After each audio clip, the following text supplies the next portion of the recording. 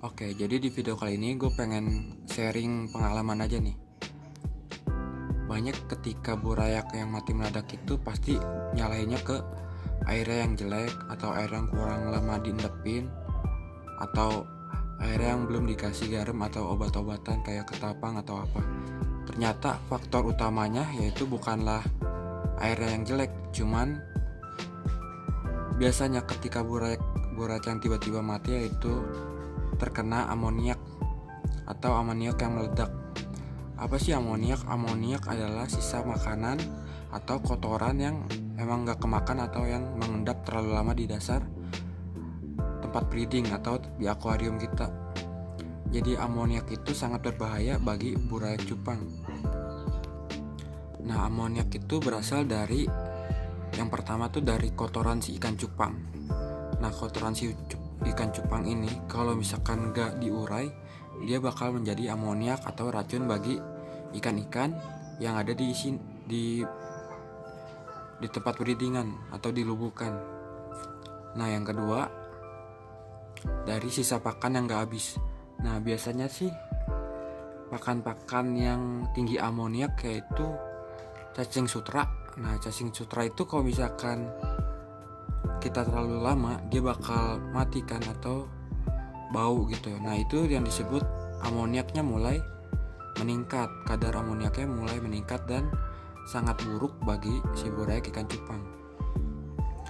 Nah, yang kedua tuh cacing beku. Cacing beku juga kalau misalkan si ikan cupang gak habis, dia bakal jadi amoniak. Nah, amoniak ini yang sangat berbahaya bagi ikan sih, mayoritas ikan sih, nggak cuma ikan cupang doang. Nah, jadi faktornya tuh bukan karena airnya, tapi lebih ke amoniak atau sisa-sisa makanan atau kotoran yang memang nggak bisa diurai atau kita emang males untuk ngebersihinnya. Jadi sebisa mungkin burayak-burayak tuh dikasih tempat penguraian. Nah, di sini gue kayak ngasih eksperimen sedikit, nyoba-nyoba aja sih. Di sini gue pakai pasir malang sama beberapa tumbuhan aquascape. Nah, di sini bisa lihat ada hijaunya. Jadi fungsinya itu untuk mengurai amoniak atau sisa-sisa makanan. Jadi sisa-sisa sampahnya itu bakal diproses di tumbuhan ini. Jadi tumbuhan ini bakal nyerap kotoran-kotoran ikan. Nah, kotoran-kotoran ikan itu bikin tumbuhan jadi subur. Nah, selain itu tumbuhan bakal ngasih impact positif, yaitu kan dia bakal ngeluarin oksigen. Jadi kita nggak perlu khawatir lagi untuk burayaknya pada mati, karena di sini gue nyoba belum ada satupun yang ikannya yang sakit atau lemes atau apa. Di sini masih sehat-sehat karena memang kebutuhan oksigennya terpenuhi sama kadar amoniaknya yang benar-benar berkurang karena amoniaknya diproses di tanaman airnya nih. Bisa dilihat di sini usia burayak kisaran 2 mingguan. Di sini masih sehat walaupun airnya tuh nggak diendepin, jadi gue langsung pakai air pump, pakai garam, udah gitu aja sama sedikit air biru. Tapi di sini gue lihat nggak ada yang stres ataupun mati satupun, nggak ada sih. Dan pertumbuhannya tuh hampir sama persis semua. Jadi nggak ada yang besar sendiri atau yang benar-benar kecil sendiri. Jadi benar-benar merata banget. Nah, bisa lihat di situ ada kayak gelembung-gelembung udara yang keluar dari tumbuhannya tuh. Jadi si tumbuhan itu ngeluarin oksigen. Jadi kita gak usah khawatir si ikan tuh kekurangan oksigen, karena di sini emang surganya oksigen kalau di tumbuhan. Jadi saling menguntungkan gitu kan. Si burayaknya makan dan si burayaknya ngeluarin kotorannya itu untuk si tanamannya. Si tanamannya itu jadi cepat besar atau cepat subur. Nah, ketika itu si tanaman bakal ngasih oksigen, karena kan tanaman itu menghasilkan oksigen. Jadi cukup baik untuk burayak-burayaknya di sini. Jadi ini masih percobaan aja sih, karena gue nih belum ada yang sakit ataupun ini bener-bener sehat banget, nggak pakai katapang.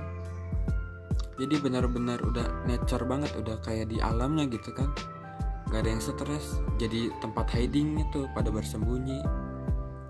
Jadi terus yang paling penting tuh nggak berminyak sama nggak bau. Biasanya kalau misalkan lubukan-lubukan itu kan berminyak sama berbau. Kalau ini benar-benar nggak ada, karena emang amoniaknya tuh emang sangat dikit banget, karena amoniaknya tuh udah diambilin sama diproses sama tumbuhan-tumbuhannya. Paling yang minusnya itu bagian sini, bagian yang nempel-nempel di kaca, yaitu alga. Biasanya alga, karena di sini gua naruhnya di luar dan terkena matahari langsung, alga itu pasti ada dan sangat ngeganggu. Kalau bisa kita bersihin kalau misalkan emang alganya udah numpuk banget, jadi terganggu untuk pergerakan ikannya, jadi sempit. Nah, jadi gitu aja sih untuk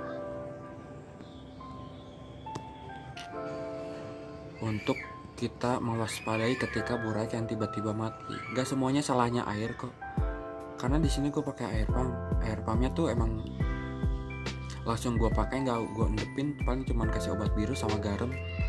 Jadi gue berpikir juga ketika sisa makanan itu yang memang berbahaya bagi si buraik. Jadi amoniaklah penyebab utama ketika buraik yang mati mendadak. Jadi jangan salahin airnya lagi, karena emang air pump, air sumur tuh emang udah punya pH-nya tuh udah 7. Jadi nggak ada yang terlalu asam dan nggak ada yang terlalu basah, jadi emang udah cocok banget. Jadi tinggal gimana kita memproses sisa-sisa makanan atau sisa-sisa kotoran dari si cupangnya, karena itu yang penyebab buraik kita mati, yaitu amoniak.